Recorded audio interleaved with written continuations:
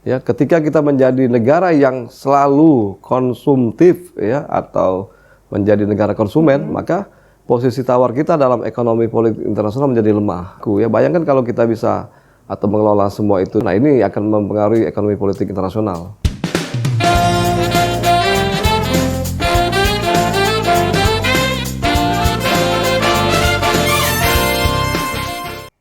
Halo pegiat HI, bagaimana kabarnya hari ini? Semoga dalam keadaan sehat dan juga semangat dalam menjalani aktivitas hari ini. Selamat datang di Pola HI, podcast Laboratorium Hubungan Internasional FISIP Universitas Sriwijaya bersama saya Atira Nisrina. Baiklah penggiat HI, adapun topik yang akan kita bahas pada episode kali ini adalah mengenai ekonomi dan politik internasional. Dan telah hadir di tengah-tengah kita semua, narasumber kita pada episode kali ini, yakni Bapak Dr. Andreas Leonardo MSI. Assalamualaikum Bapak. Waalaikumsalam warahmatullahi wabarakatuh. Bagaimana kabarnya hari ini Alhamdulillah Bapak? sehat. Alhamdulillah. Kalau boleh tahu sekarang lagi sibuk apa Bapak? Ya, saya sibuk mengajar, kemudian ada beberapa penelitian yang harus dikerjakan. Baik. Penggiat HI perlu diketahui bahwasanya Bapak Andreas ini merupakan dosen di jurusan Ilmu Hubungan Internasional dan mengambil konsentrasi pada bidang kebijakan publik. Beliau juga menjabat sebagai Wakil Dekan 3 Fakultas Ilmu Sosial dan Ilmu Politik Universitas Sriwijaya. Baiklah Bapak, berbicara mengenai ekonomi dan politik internasional itu merupakan seperti hal yang tidak bisa lepas dari jurusan Ilmu Hubungan Internasional juga pada studi Hubungan Internasional sendiri. Lantas bagaimana sebenarnya arti atau definisi dari ekonomi politik internasional dan kemudian apa korelasinya dengan kebijakan publik? Iya, betul sekali Mbak Atira bahwa ilmu ekonomi politik internasional adalah ilmu yang wajib dimiliki oleh kita sebagai ilmuwan hubungan internasional ya, karena ilmu ini mencoba mengkombinasikan pemahaman kita terhadap aspek-aspek ekonomi yang mengatur atau yang diatur oleh negara, kemudian juga hubungan internasional yang juga sangat menentukan bagaimana pola kebijakan publik yang dibangun oleh sebuah negara untuk membangun peradaban pada negara tersebut.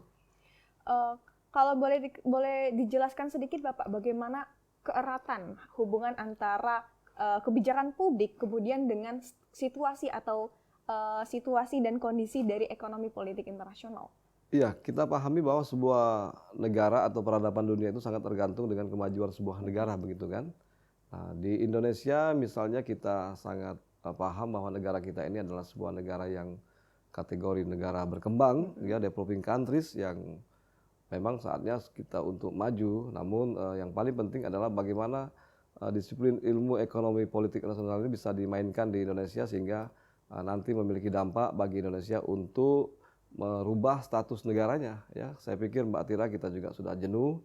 Indonesia dijuluki negara berkembang terus, ya. Yeah. Sudah saatnya negara kita menjadi negara yang lebih maju dan peradabannya lebih baik. Nah, disitulah hakikat ilmu ekonomi politik internasional. Artinya apa? Artinya negara kita harus bisa merumuskan, mengimplementasikan kebijakan publik yang unggul, yang bisa mengakomodir semua kepentingan global.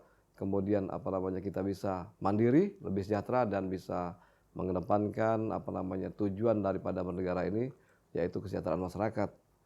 Baik, bisa disimpulkan bahwasanya ekonomi dan juga politik internasional itu sangat berperan penting ya Bapak terhadap mungkin status ataupun kondisi dari suatu negara Bapak. Betul sekali Mbak Atira. Jadi sebuah negara yang ingin maju, dia harus membenahi kondisi ekonominya, kemudian bisa bermain di ranah politik secara internasional sehingga status negaranya pun bisa mengalami peradaban yang lebih baik. Ya, seperti Indonesia, kita semua yakin insya Allah di tahun 2045 Indonesia akan menjadi negara besar. Amin. Yang bisa menguasai atau mendominasi praktek-praktek ekonomi politik internasional. Amin Bapak.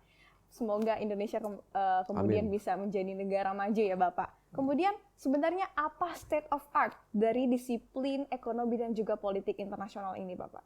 Ya, kalau kita berbicara state of the art sebuah ilmu, tentunya apa yang menjadi hakikat daripada ilmu itu. Ya, berbicara ekonomi politik internasional, maka kita ingin semua kebijakan publik itu bisa menjamin stabilitas ekonomi pada sebuah negara. Ya, nah, negara yang baik adalah negara yang memiliki pertumbuhan ekonomi yang sangat baik, ya, kemudian bisa menjamin kesejahteraan pada masyarakatnya, pendapatan per kapita pada masyarakatnya. Ya, kemudian dari satu sisi sebuah negara yang memiliki kemampuan politik di dalam mendominasi sebuah lingkungan dunia itu juga dikaitkan dengan kebijakan publik.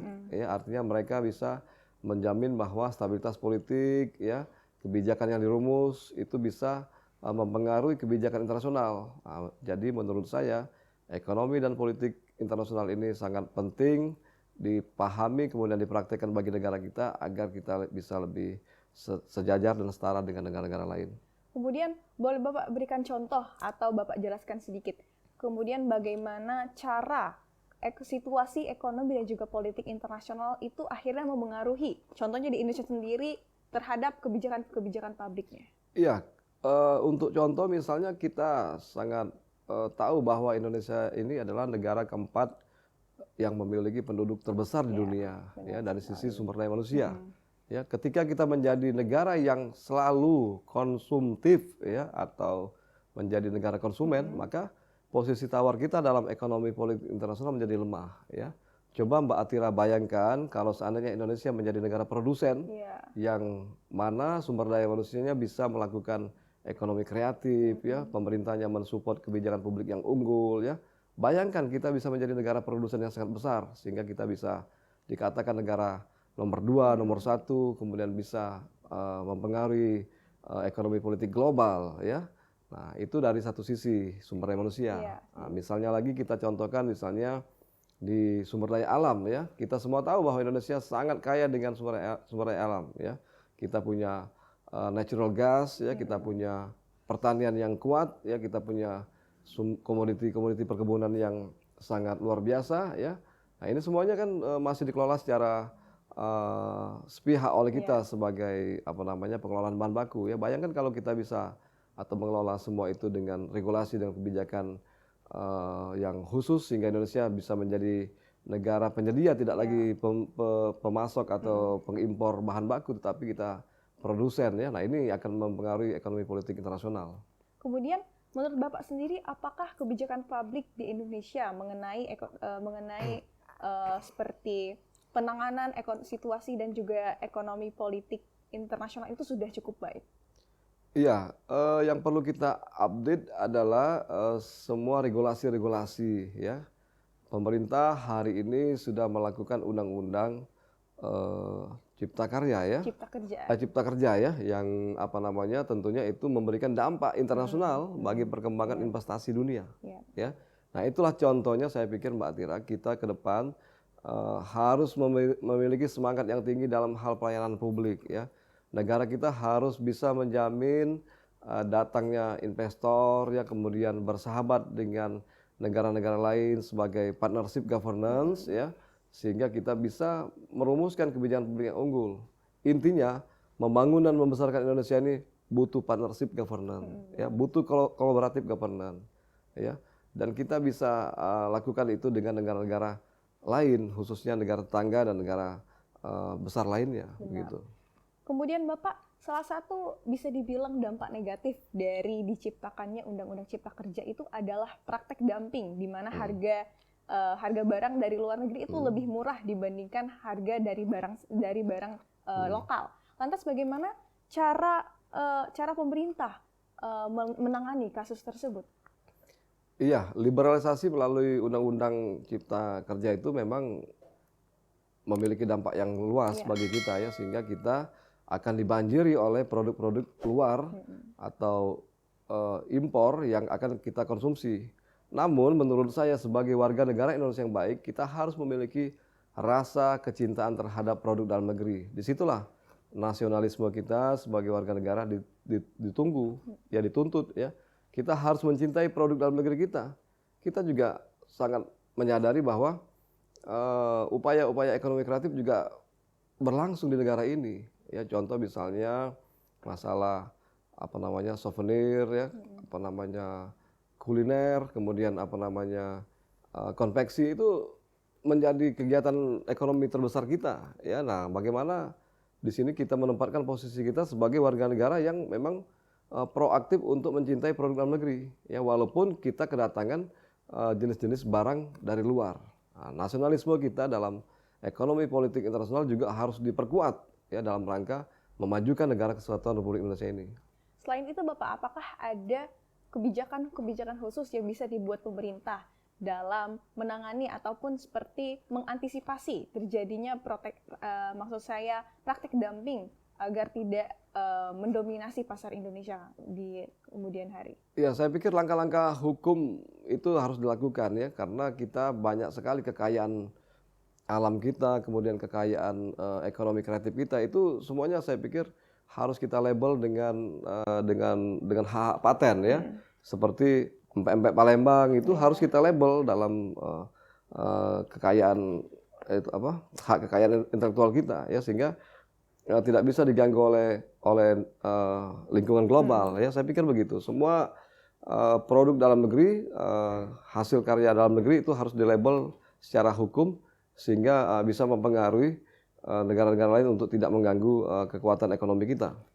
Baik Bapak, sungguh sebuah ilmu Bapak, karena kita sama-sama mengetahui bahwasanya praktik ekonomi dan juga politik internasional ini sangat erat, terutama bagi kita sebagai mahasiswa jurusan ilmu hubungan internasional. Kemudian mungkin bisa diberikan closing statement Bapak, atau mungkin sebuah pesan teruntuk khususnya bagi para penggiat HI yang ada di rumah. Iya, adik-adik, para mahasiswa, para ilmuwan hubungan internasional dimanapun berada, menurut saya kita ke depan akan menjadi negara besar. Ya, Indonesia di tahun 2045 adalah salah satu negara yang akan disegani oleh dunia karena kekuatan ekonomi dan politik internasionalnya. Oleh karena itu, mari kita support pemerintah untuk senantiasa merumuskan dan mengimplementasikan kebijakan publik yang unggul. Ya. Infrastruktur sudah dilakukan oleh pemerintah, kemudian pemerintah sudah melakukan inovasi-inovasi dalam hal pelayanan publik. Ini menjadi kunci bagi kita untuk menjadikan dasar bahwa kebijakan publik yang unggul di Indonesia menjadi salah satu indikator atau saran untuk Indonesia menjadi negara maju di tahun 2045, seperti itu.